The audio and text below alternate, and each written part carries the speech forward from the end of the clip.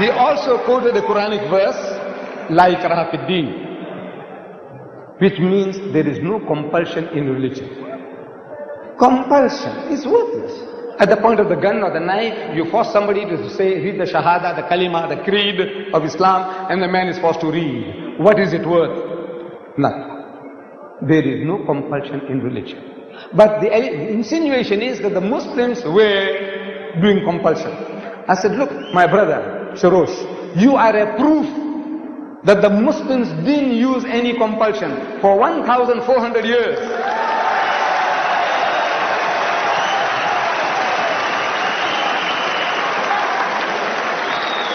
For 1,400 years, you and your other Christians, whom you now say number 14 million, they lived in our midst. In Egypt, the Muslims have been the overlord of that country for 1,400 years. For a few years, the French came, for a few years, the British came, but overall for 1,400 years, the Muslim has been ruling that land. And yet,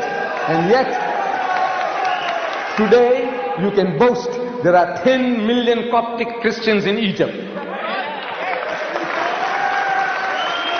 If there was compulsion of any kind, there would not have been a single Christian left in the country.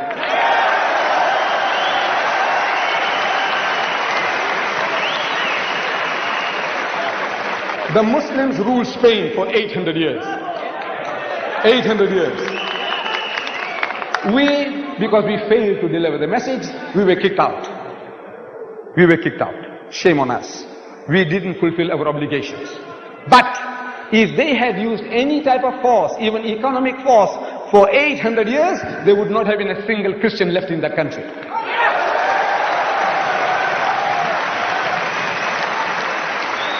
We Muslims, we ruled India for 1,000 years. But after 1,000 years of Muslim rule, eventually when partition takes place, the Muslim gets 1/4, the Hindu gets 3/4. Why? Because we didn't do the job. We didn't use any compulsion.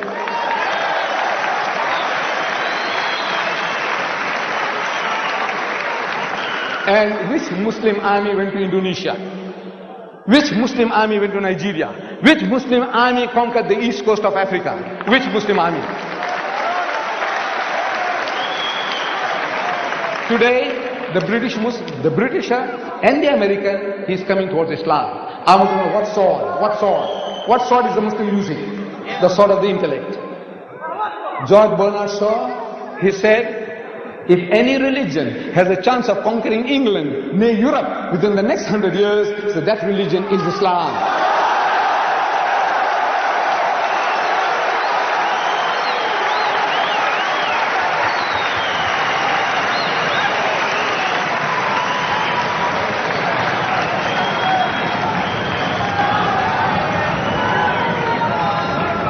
Look, Bernard Shaw had the foresight, he could see. But we Muslims, we have failed Islam. Wallah, we have failed. We have failed. We haven't made a start yet. We believe. We say we believe, but we have not made a start yet. This is our problem.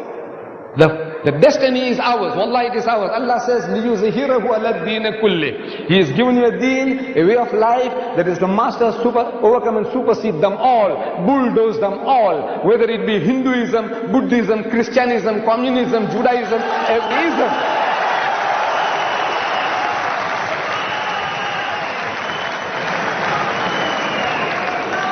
Sword.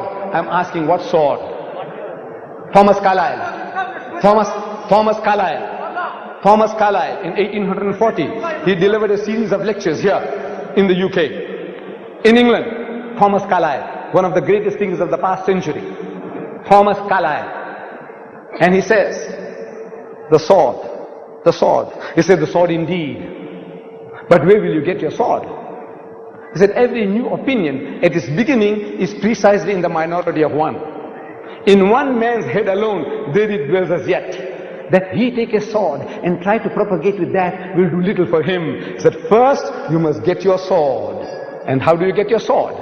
Through the intellect, through reasoning.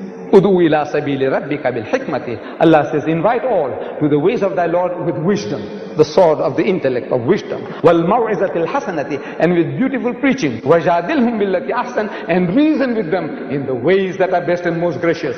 This is the sword.